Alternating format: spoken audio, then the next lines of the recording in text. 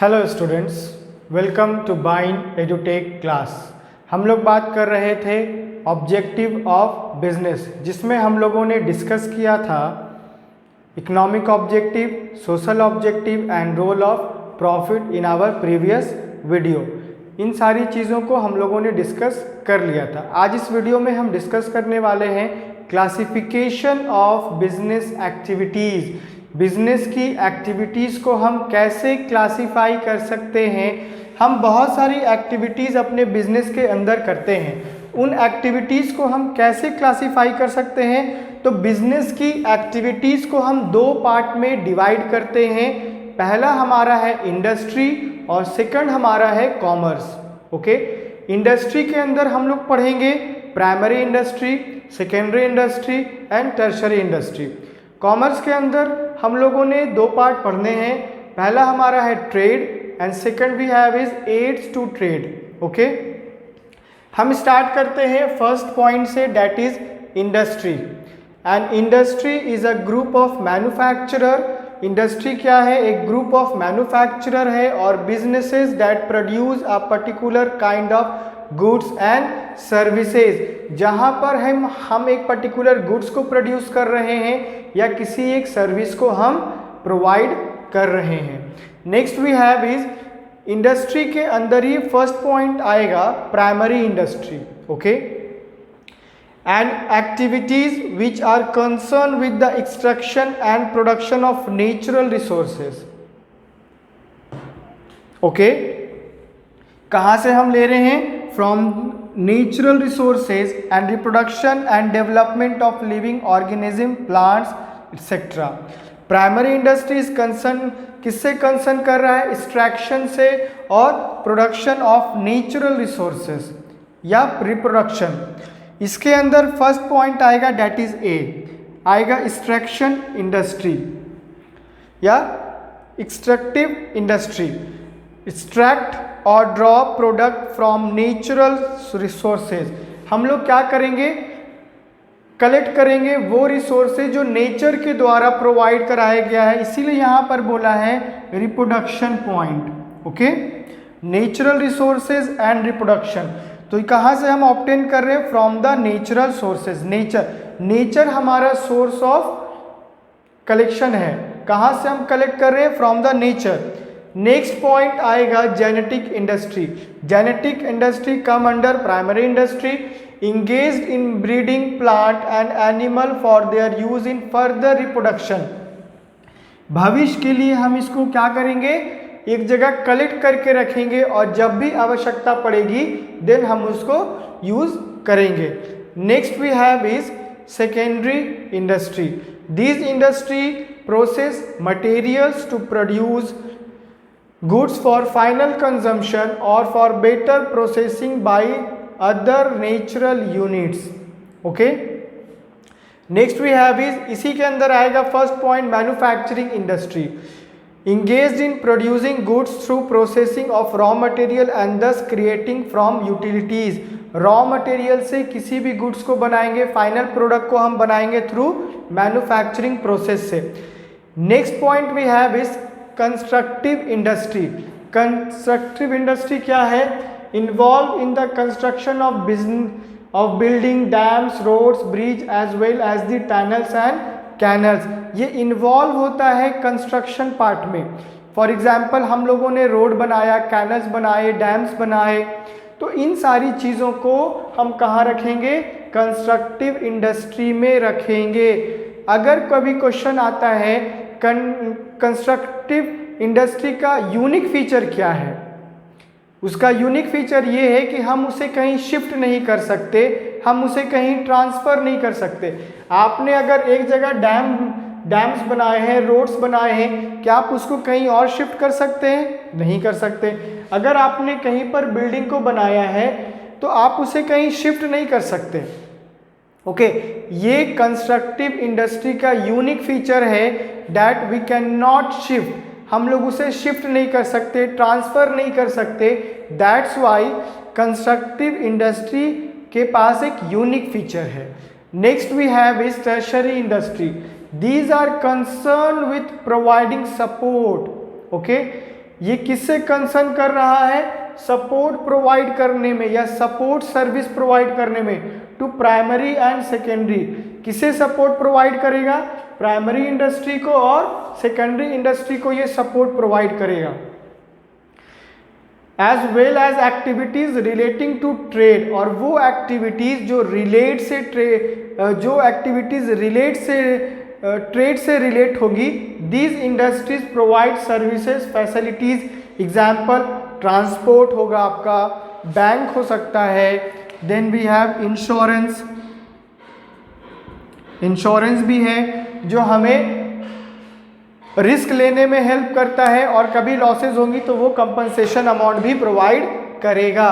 तो tertiary industry जो है वो हेल्प प्रोवाइड करता है प्राइमरी इंडस्ट्री को और सेकेंडरी इंडस्ट्री को। टर्शरी इंडस्ट्री के अंदर आ जाएंगे आपके ट्रांसपोर्ट। हम लोग ट्रांसपोर्ट के माध्यम से एक जगह से दूसरी जगह सामानों को ले जाते हैं, रॉ मटेरियल्स को ले जाते हैं फाइनल कंजम्पशन के लिए, from the production house to consumption place, यानी जो हमारा मार्केट है वहाँ तक हम ले जाते हैं। बैंक हमें प्रोवाइड करता है फैसिलिटीज़, फाइनेंस प्रोवाइड करता है, डिपॉजिट और क्रेडिट करने में वो हमें हेल्प करता है। तो ये जो है वो है टर्शरी इंडस्ट्री। नेक्स्ट पॉइंट अंदर classification of business activities is commerce. Okay, commerce it refers to all those activities which are concerned with the transfer of goods and services from the producer to the consumer। Consumer से, producer से लेकर के consumer तक जो goods को पहुंचाना है, जो गुड्स को ट्रांसफर करना है, that will come under commerce। It embraces all those activities which are necessary for maintaining a free flow of goods and services।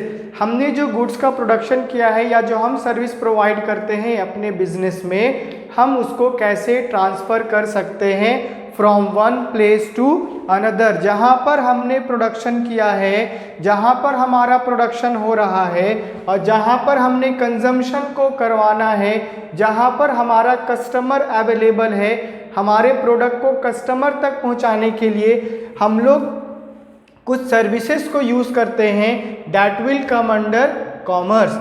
पहला इसमें आएगा trade. Trade refers to buying and selling of goods and services with the objective of earning profit. Trade का मतलब होता है आप किसी भी गुड्स को परचेस कर रहे हो या सेल कर रहे हो विथ द ऑब्जेक्टिव, उसके पीछे उद्देश्य क्या रहता है? To earn profit.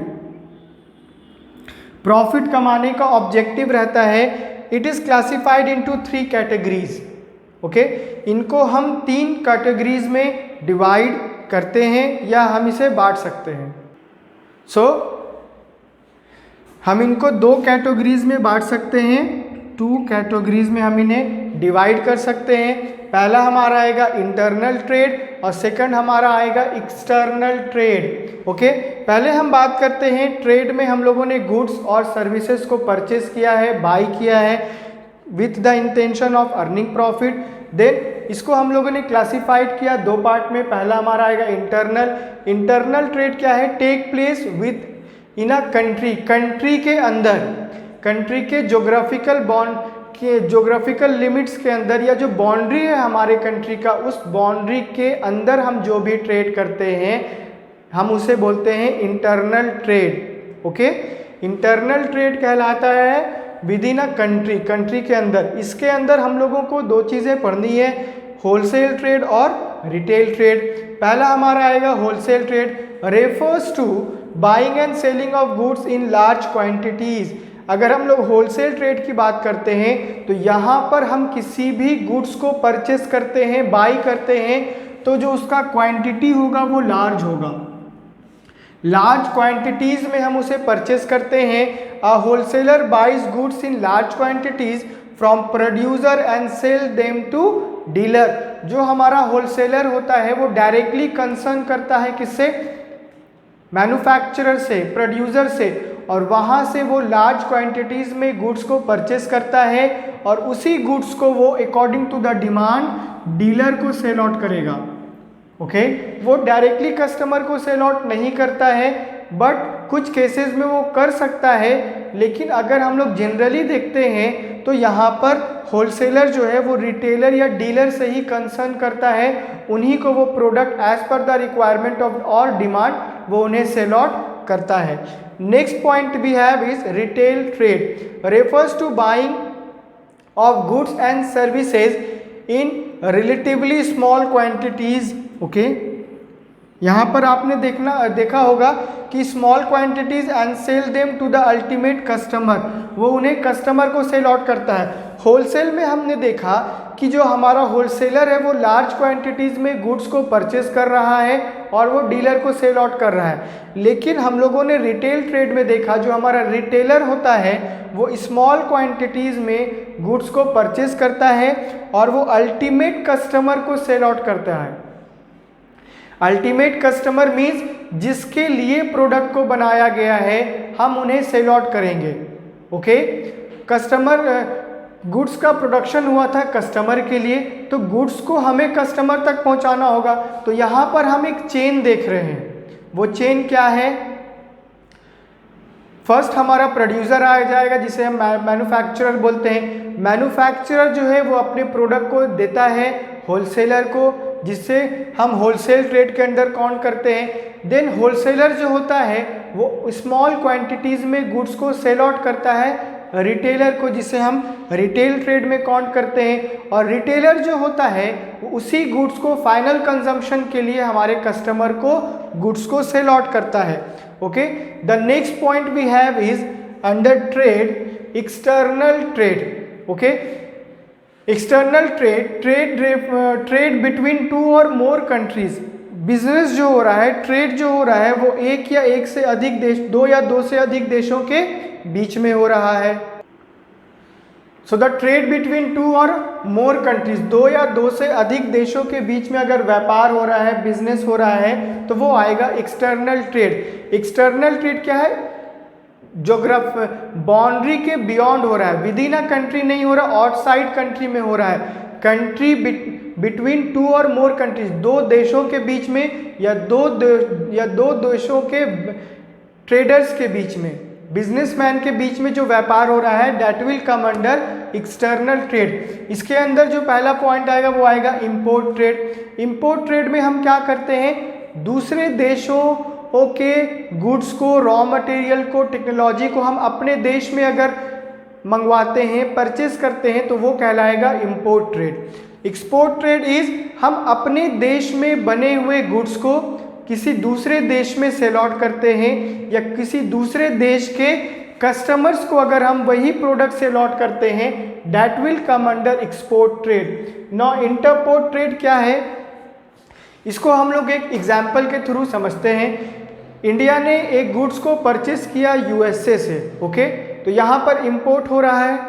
हम अगर इंडिया से हैं और इंडिया के लोग अगर यूएसए से परचेस कर रहे हैं गुड्स को, तो इंपोर्ट करें, लेकिन उसी गुड्स को इंपोर्ट करने के साथ ही हम उसको एक्सपोर्ट कर रहे हैं।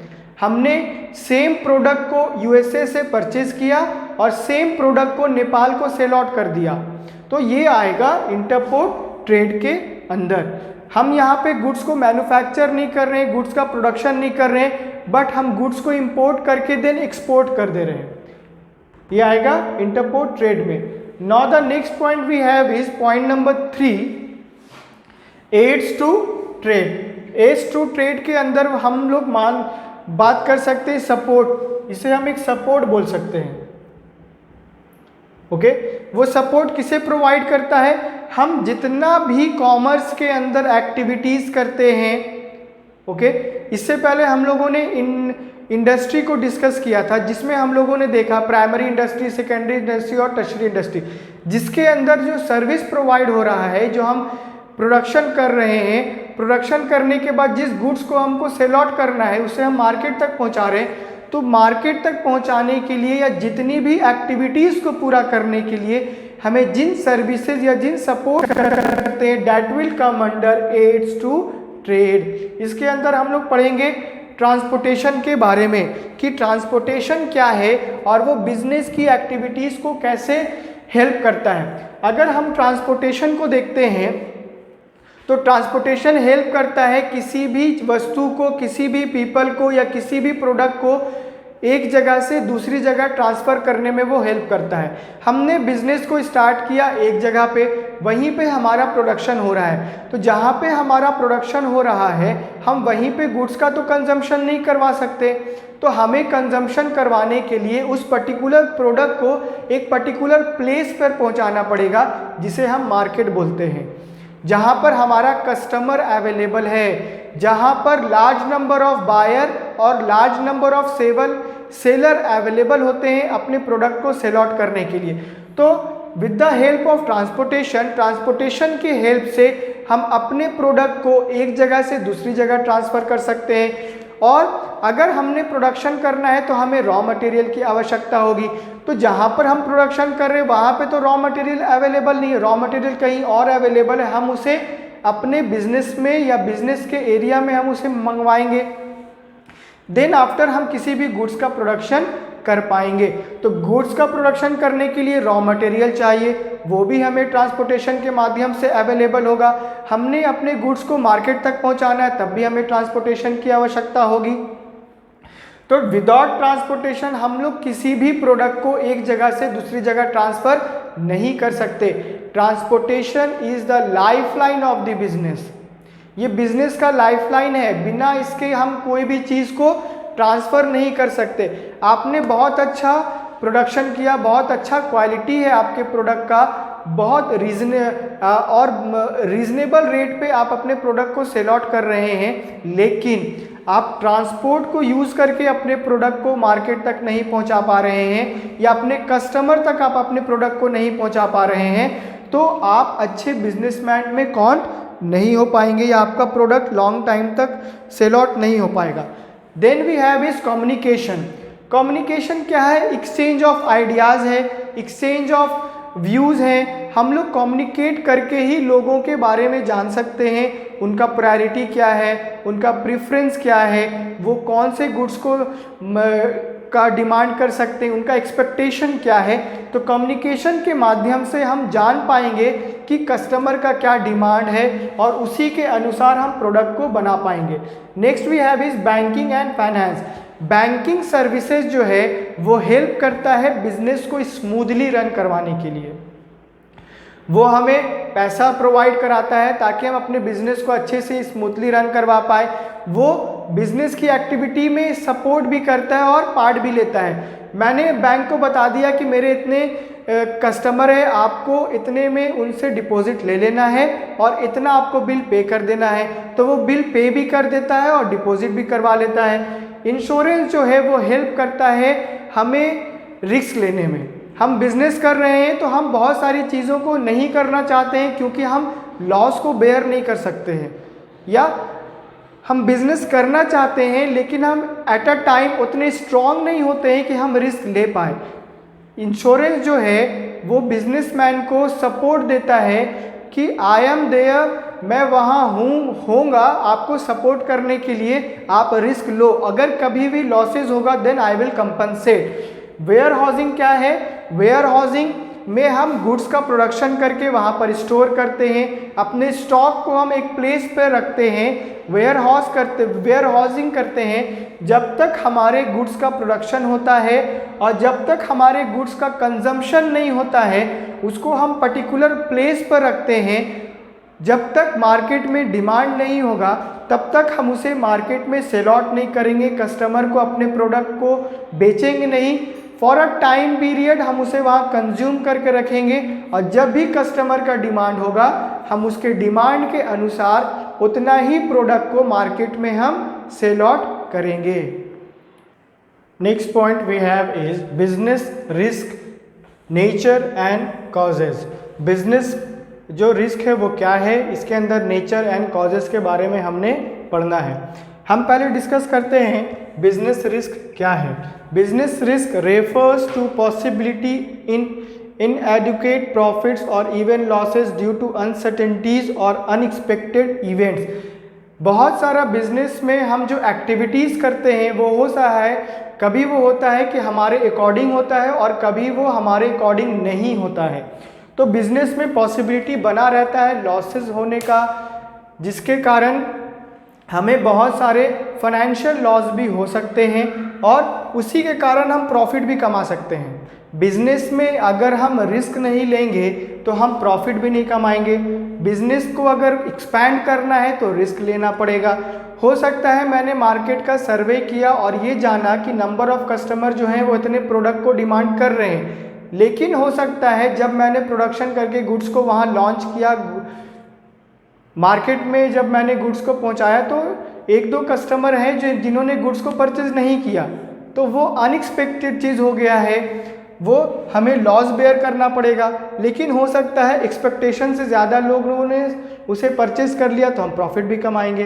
तो अनएक्सपेक्टेड इवेंट्स और uncertainty that will come under business risk. इसके नेचर के बारे में अगर हम लोग डिस्कस करते हैं तो पहला नेचर इसमें arise due to uncertainty, lack of knowledge of what is going to happen in future. Businessman जो होता है अगर उसके पास लैक ऑफ नॉलेज है कि फ्यूचर में क्या होने वाला है, हमें क्या करना चाहिए, हमें कौन सा टेक्नोलॉजी यूज़ करना चाहिए, लैक ऑफ नॉलेज के कारण ये होता है create uncertainties in business. It may be due to natural calamities, change in demand and price etcetera.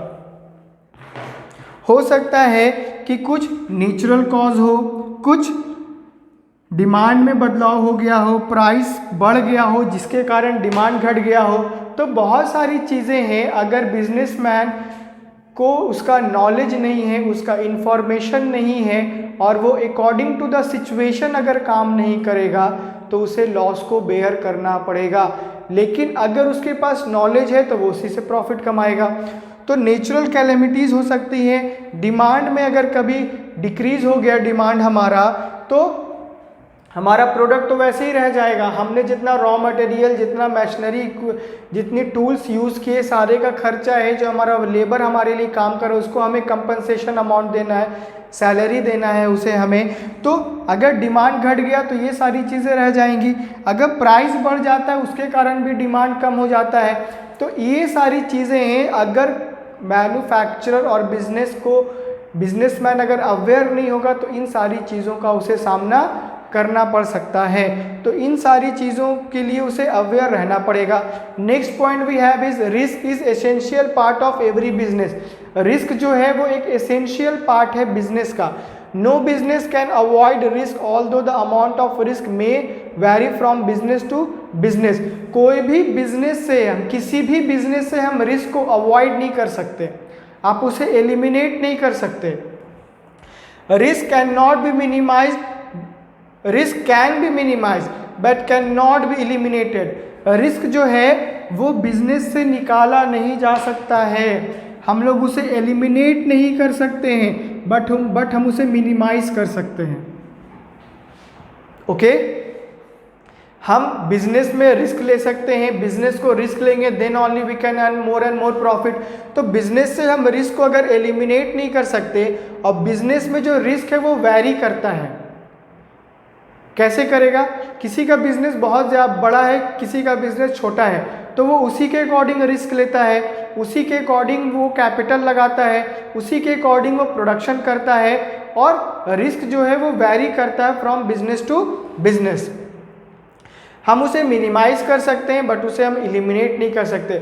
आप बोलो कि मेरा बिजनेस है, मैंने रिस्क को बिल्कुल बाहर निकाल दिया अपने बिजनेस से, तो ऐसा नहीं होगा। आप उसे कम कर सकते हो बट आप उसे एलिमिनेट नहीं कर सकते। Next we have is degree of risk depend upon the nature and size of the business. Risk जो है वो डिपेंड करता है बिजनेस का क्या नेचर है और बिजनेस का क्या साइज है। Nature of business that is the type of goods and services produce and sold. किस टाइप का आप बिजनेस कर रहे हो, किस टाइप का गुड्स का प्रोडक्शन कर रहे हो, कौन सी सर्विसेज आप प्रोवाइड कर रहे हो, that will come under nature of business, और वो उसी के अकॉर्डिंग डिपेंड भी करता है। Next we have is size of business. Size of business means volume of production and scale are the main factor which determine the amount of risk in the business.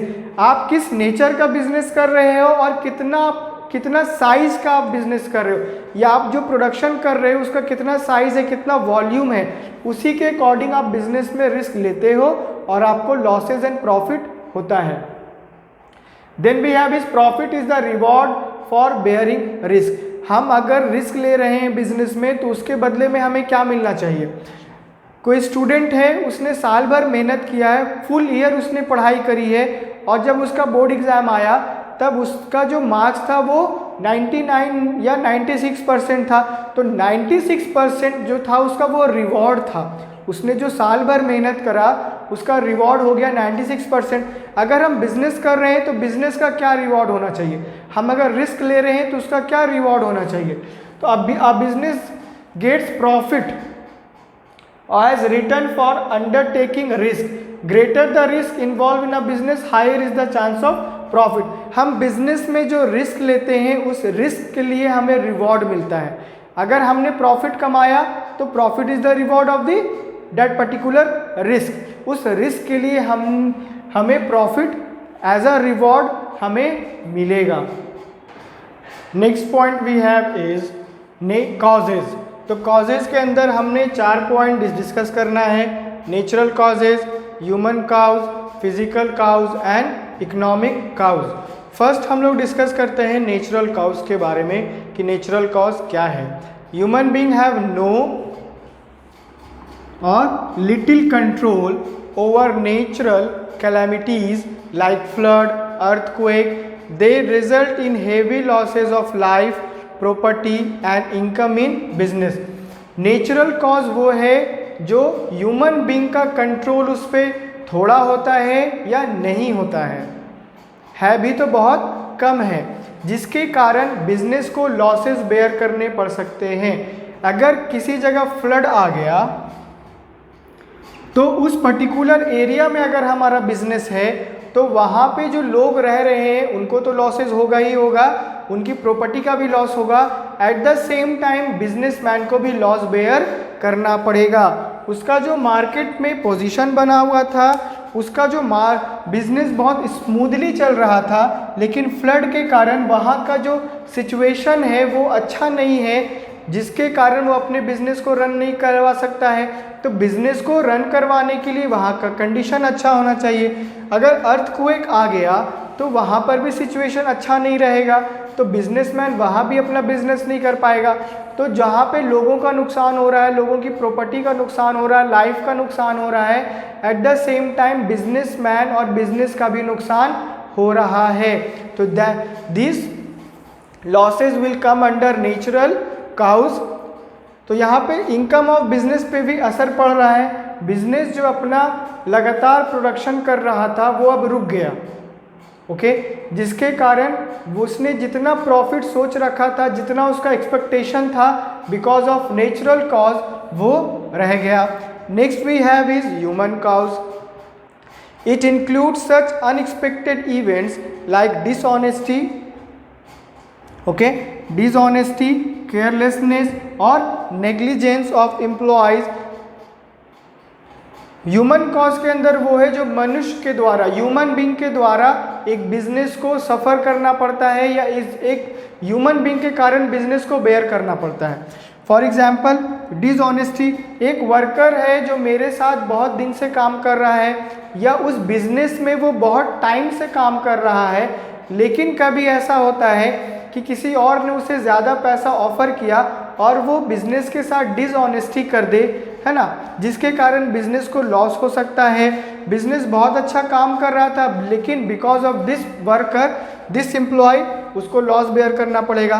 Carelessness और negligence, हम business में production कर रहे हैं, लेकिन employ के carelessness के कारण कुछ चीज़ें ऐसी हो गई जो दोनों को लॉस होगा, बिजनेस को भी और एम्प्लॉयज़ को भी। अगर एम्प्लॉय हमारे स्ट्राइक करते हैं, राइट्स है या मैनेजमेंट इनएफिशिएंसी है, that will come under human cause.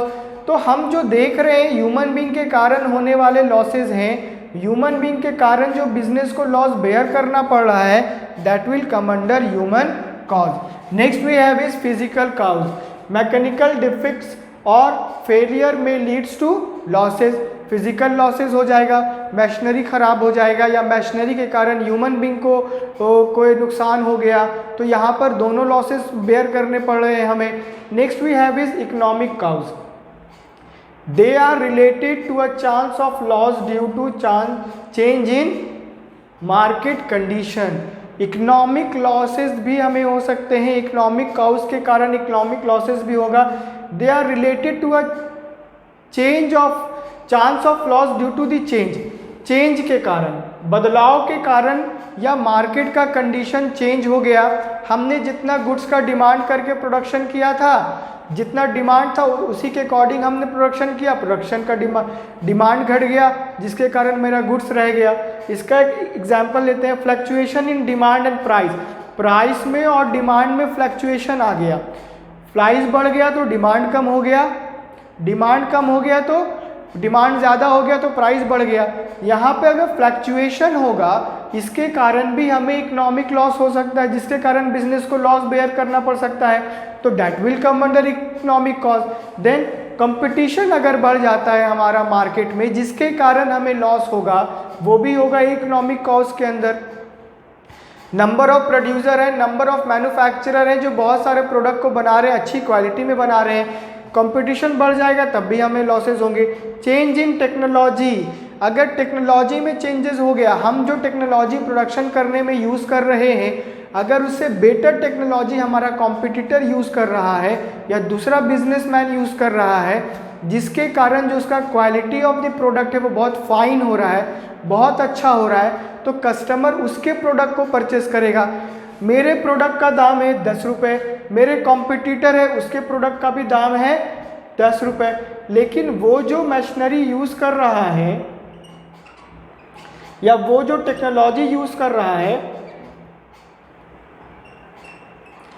वो बहुत बेटर टेक्नोलॉजी है, लेकिन वो टेक्नोलॉजी हम यूज़ नहीं कर रहे हैं, तो जिसके कारण हमें लॉसेस बेयर करने पड़ेंगे। तो ये कॉज है, ये कॉज या ये लॉस आएगा इकोनॉमिक कॉज के अंदर। Okay then, thank you.